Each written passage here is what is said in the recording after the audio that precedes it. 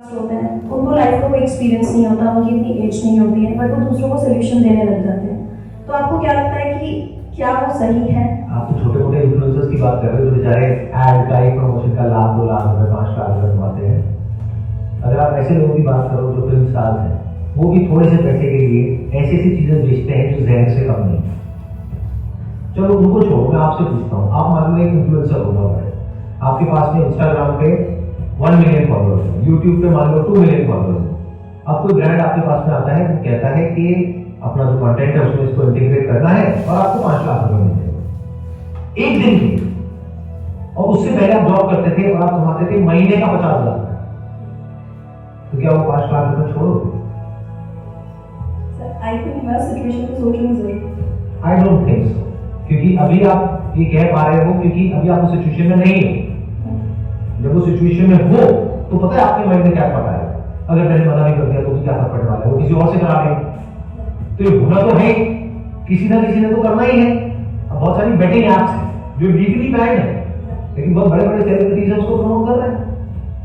तो आप कहां इन्फ्लुएंसर्स की बात कर रहे हो? मास इन्फ्लुएंसर तो कोई और ही है।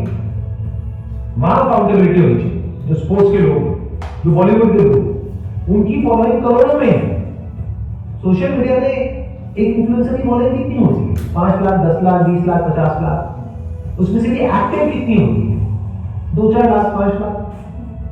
बट ये जो बड़े बड़े सेलिब्रिटीज हैं, इन्होंने तो एक बात कहनी है और पूरे नेशनल लेवल पे एक रेवोल्यूशन से शुरू हो जाती है।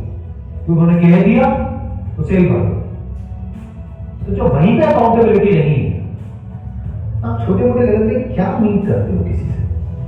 तो ये उम्मीद लगाना छोड़ दो अपने इन्फ्लुएंसर्स से, फिर चाहे वो इन्फ्लुएंसर बड़ा हो या छोटा हो, कि उन्हें ये करना चाहिए या नहीं करना चाहिए। अरे खुद को इतना कैपेबल बना लो कि आप इस फर्क को देख सको कि असली क्या है और नकली क्या है। अगर आपके अंदर कैपेबिलिटी नहीं है तो दुनिया तैयार बैठी है आपको बेवकूफ बनाने के लिए।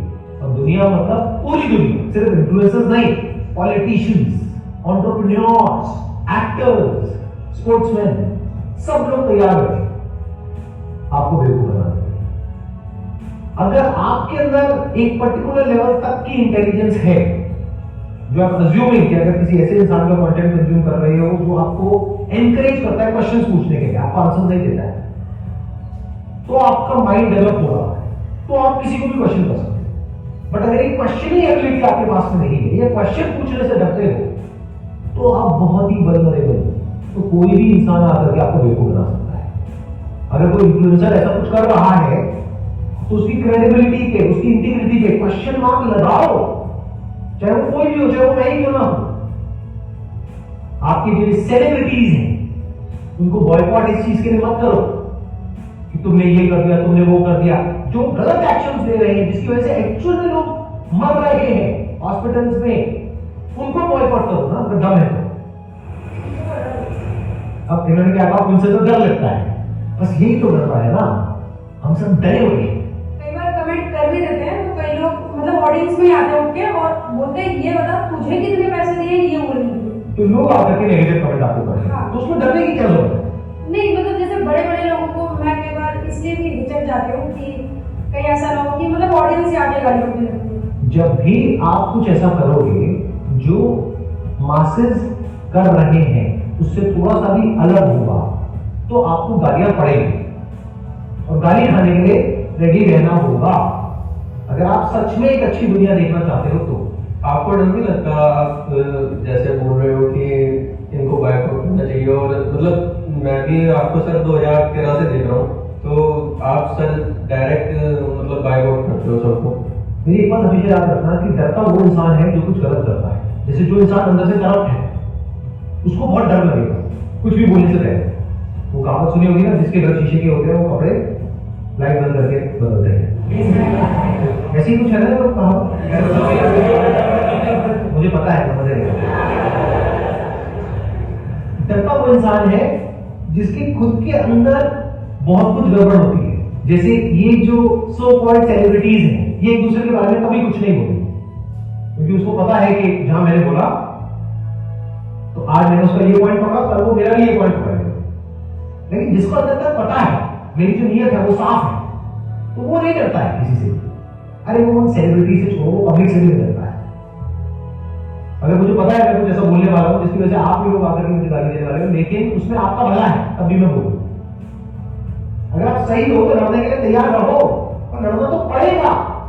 यही तो भगवद गीता का सार है कि ये जो दुनिया है ये खराब उन लोगों की वजह से नहीं है जो कुछ गलत करते हैं। जो सही लोग जो कुछ सही कर सकते हैं और वो नहीं कर रहे हैं, डर करके बैठे हुए हैं, उनकी वजह से ये दुनिया प्रॉब्लम में है।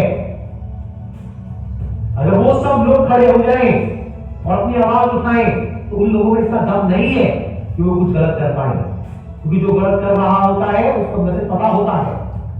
बस होता क्या है कि कोई उसके अगेंस्ट कुछ बोलता नहीं है तो वो और स्ट्रांग होता चला जाता है और गलत करता है। लेकिन अगर कुछ लोग बोलने लगे बिना इस डर के कि जो मासेस है वो आकर के हमको कुछ बोलेंगे, तो बोलते हैं तो बोलने दो ना, डरना क्या है अगर आप सही हो। तो इसका सबसे पहला स्टेप क्या है, आपको पता होना चाहिए अंदर से कि सही क्या है और गलत क्या है, आपके स्टैंड पॉइंट से नहीं, from the stand point of everyone. अगर ये आपको क्लियर है और फिर आप आगे बढ़ रहे हो तो डरना की कोई चीज नहीं। In the worst case scenario क्या हो, मर जाएंगे तो उससे क्या होगा, सभी ने मरना है, आपको सब होगा। बट हाँ, इसका मतलब ये नहीं है कि आप जा करके बिना बात के किसी से लड़ रहे हैं। That is just a waste of time. सही चीज के लिए लड़ना सीखो, सही चीज के लिए आवाज उठाना सीखो और सही तरह से लड़ना सीखो। अगर ये नहीं कर पाए तो अपनी लाइफ में भी कभी आप अगर कुछ बहुत गलत भी हो रहा होगा आपके साथ में, वहां पर आप स्टैंड नहीं ले पाओगे। अगर आज सोसाइटी में कुछ गलत होता हुआ दिख रहा है तो वहां पे जाकर के आपको सिर्फ एक कमेंट करना है और उस कमेंट में जो नेगेटिव कमेंट्स आपको आएंगे उससे आपको डर लग रहा है। अरे तो अपनी लाइफ में अगर बड़ा डिसीजन लेना है जहां पर आपके अपने कोई अनजान लोग नहीं, आपके अपने कमेंट करेंगे, अपने फ्रेंड्स, अपने रिलेटिव्स, अपने माँ बाप, वो कमेंट करेंगे कि क्या बकवास कर रहे हैं, तो उन कमेंट्स को कैसे समझोगे?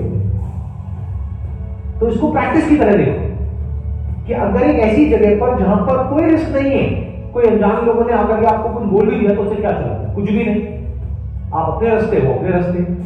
अगर यहीं पे आप स्टैंड नहीं ले पा रहे हो, यहीं पे आपको डर लग रहा है, तो कल को अपनी लाइफ के लिए अगर स्टैंड लेने की बारी आएगी, मान लो आप किसी ऑफिस में जॉब करते हो, वहां पर कुछ गलत हो रहा है और वहां पर बोलने की बारी आएगी जहां पर बाकी के सारे एम्प्लॉइज कह रहे हैं चुप रहो, बॉस कह रहा है चुप रहो, और आपको पता है कि आपकी नौकरी जा सकती है, तो क्या करोगे? बोलो। इसको ऐसे देखो कि एक बड़ी बैटल को लड़ने के लिए आपको अपने आप को तैयार करना है, तो सोशल मीडिया आज आपके पास में एक वेपन है जहां पर आप बहुत छोटे लेवल पे प्रैक्टिस कर सकते हो। सही और गलत के बीच के फर्क को समझो और जहां पर कुछ गलत होता हुआ दिख रहा है वहां पर अपनी आवाज बोलो, तो धीरे धीरे आपकी आदत बनेगी। और वो लोग जो एक के बाद एक गलत काम करते ही चले जा रहे हैं बिना किसी डर के, उनको भी समझ आएगा कि हम इतनी आसानी से बच करके नहीं निकल सकते। बड़ा सिंपल आपको तरीका बताता हूं। ये लोग सबसे ज्यादा करते हैं अनसब्सक्राइब करने से, तो वहां पर कमेंट में जाकर के लिख दो अनसब्सक्राइब, क्या नहीं भी कर रहे लिख दो। और अगर बहुत लोगों ने लिख दिया ना अनसब्सक्राइब, वो बंदा 1000 बार सोचेगा ऐसा कोई दोबारा करने से पहले कि you lost my respect unsubscribe, you lost my respect unsubscribe, कर दो अनसब्सक्राइब। अगर एक्चुअल में थोड़े भी लोगों ने ऐसा किया ना और उसके 2-4 लाख भी कम हो गए, उसकी हवा निकल जाएगी 1 मिनट के अंदर, क्योंकि उनके लिए यही जीना मरना है। उनकी दुखती नस को पकड़ो ना सीधा जाकर, क्योंकि आजकल क्या है यूट्यूब पे डिसलाइक बटन भी नहीं दिखता है, तो बचा क्या? सब्सक्राइबर ही तो बचा रहेगा और कमेंट बचा रहेगा। तो अगर कमेंट में जा करके आप इस तरीके से करो और एक्चुअल में अनसब्सक्राइब करो, अपने जो भी घर में है और लोग हैं उनको भी बोलो या अपने फ्रेंड सर्कल में बोलो कि देखो ऐसा कुछ हो रहा है, I just unsubscribe whatever, I just unsubscribe Sandeep Maheshwari because उन्होंने एक गैम्बलिंग ऐप को प्रमोट कर दिया। सर आज तक ऐसा हुआ नहीं। सच बोलने के लिए जैसे आप दोनों खड़े होने के लिए तो होंगे, राइट। सच बोलने के लिए डरना नहीं है, चाहे सामने मैं हूं चाहे कोई भी है। ध्यान से समझ लो, यही भगवद गीता का सार है कि सामने चाहे आपकी गुरु ही क्यों ना हो, आपके अपने घर वाले ही क्यों ना हो, अगर कभी सही और गलत के बीच में से आपको चुनना पड़ जाए, धर्म और धर्म के बीच में से, तो डरना नहीं है, हाथ नहीं कांपने चाहिए, उसको समझने के लिए तैयार रहना है।